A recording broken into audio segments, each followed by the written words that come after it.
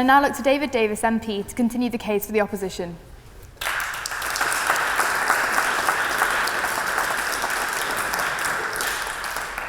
Well, ladies and gentlemen, this proposition that Westminster's concerns do not extend beyond the home counties does not seem to me to be inviting any particular criticism of any political party or any government, but instead it seems to imply that all British governments have always been hardwired to care only for London and the home counties.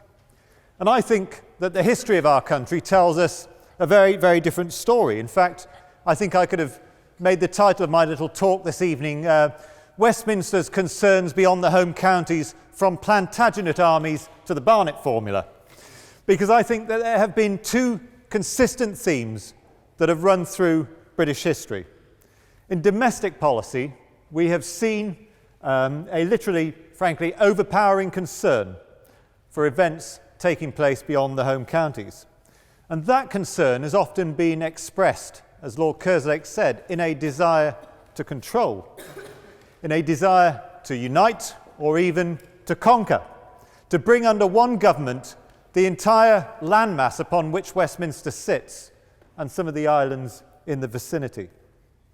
In foreign policy, we've seen a constant willingness, an eagerness, sometimes too great an eagerness, to get involved in the affairs of nations that lie many thousands of miles from the home counties. My colleague said that this has been long-standing, and I agree with him completely. In fact, I wonder if I could just take us on a quick sprint through British history in order to back up my point. And I'll go back a little further than you, so I'm going to go back to Edward I because he has a particular resonance in Wales.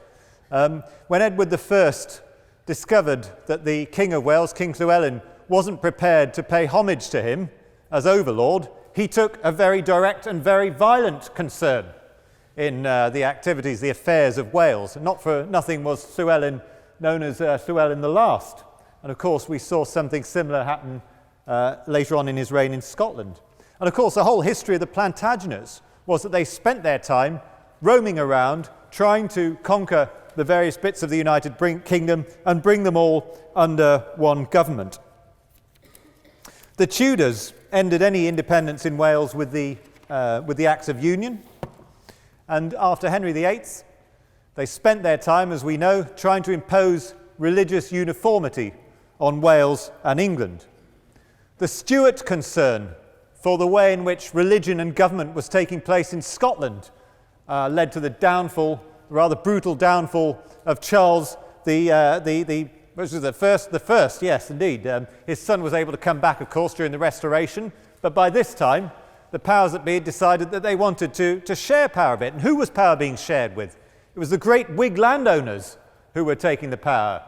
They had estates, not necessarily from the home counties and London, but they had estates, great powerful landed estates spread out all over Britain. For these people, the people who formed the Liberal Party eventually, they weren't particularly interested in what was going on in London. Commerce was something that they looked down their noses upon. They were interested in their own power and their own landed interests. During the 18th and 19th century, we started to fight wars across Europe and in North America because of our very great concern for what was going on around the rest of the world, far beyond the home counties. The Treaty of the Union and the Acts of Union 100 years later gave Westminster the legal right to exercise their concerns in what was going on the rest of the landmass.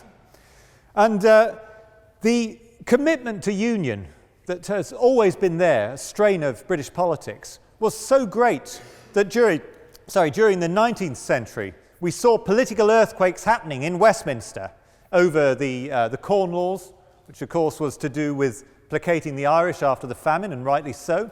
We saw the Conservative Party at that time split. Of course.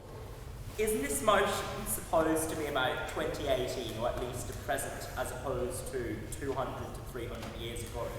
And historical trends that may very well be true, but have little to do with the present. I would say not necessarily. The motion is that this House believes that Westminster's concerns do not extend beyond the home counties, and I would read that as perhaps allowing me to have a slight historical take on it. But I think you're dropping me a hint, sir, and you want me to come quickly forward to the 20th century, so I'm going to do that. I'm going to do it. Because interesting, as we entered the 20th century, there was still that concern over Ireland, which, as Lord Kerslake would surely agree, has never ever been a part of the home counties. It raged. Should they have direct government or should they have home rule? In foreign policy, Westminster had concerns that stretched across the largest empire the world had ever seen, and the great debate of the day 100 years ago was, how do we conduct trade? Here's an interesting point. The debate was on these lines. Should we create a single market with a grouping of nations with which we had a connection, in this case the British Empire, and lock out imports from the rest of the world? It was called empire preference. It was backed, of course, by conservatives and all those big interests. Or should we instead tear down this protectionist custom wars of all kind and encourage free trade with the entire world in order to help the poorest both here and abroad? At the time, of course, that was the view that was being taken by the radicals, the Whigs, and the nascent Labour Party, as well as far-thinking conservatives such as Winston Churchill, who says that history never repeats itself. But then, of course, our history became dominated by the tragedy of two world wars, during which millions died. We lost our empire, the economy was bankrupted, and superpower status transferred from Britain to the United States. And those devastating wars would never have been fought by this country, launched from Westminster, had Westminster had some kind of an idea of being a city-state, had it been an isolationist kind of power. Those wars happened because of a wider belief in principle and a view that self-determination for Belgium, and then 25 years later, was something that was worth going to war for. And post-war, to bring us up to date, these themes about union and the need to be able to intervene elsewhere in the world continue.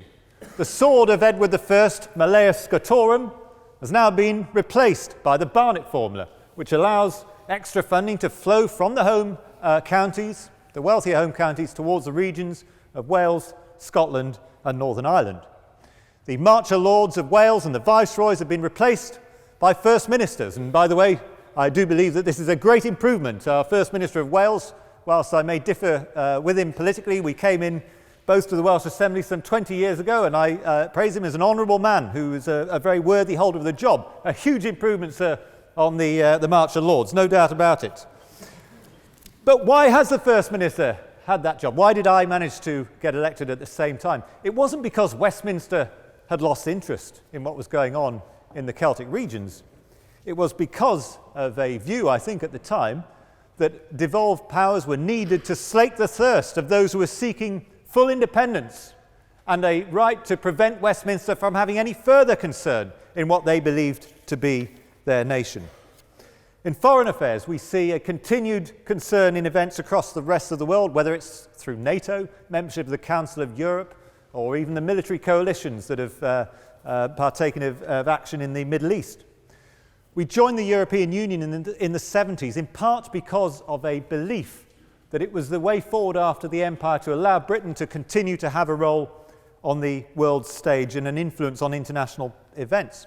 And those who advocate leaving, as I do, do not see it as a means to wind up the drawbridge around Britain, but indeed to break down the customs drawbridge that exists around what is only still part of Europe and allow the UK to play a wider role in the world.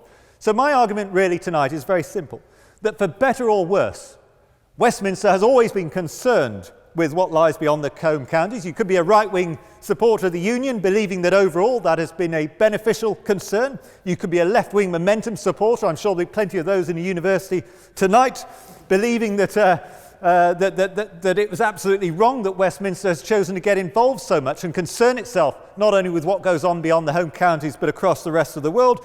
You could be a Celtic nationalist, tired of the half-loaf offered by devolution and aching for the right to stop Westminster from having any further concerns in your nation. You could even be a Liberal Democrat. I'm so very glad to see them, believing that perhaps Westminster's got a little bit too much power and a few too many rights to be concerned, and looking for a way to prevent that. But tonight, I'm not really asking for support for any political party or any government or any form of government.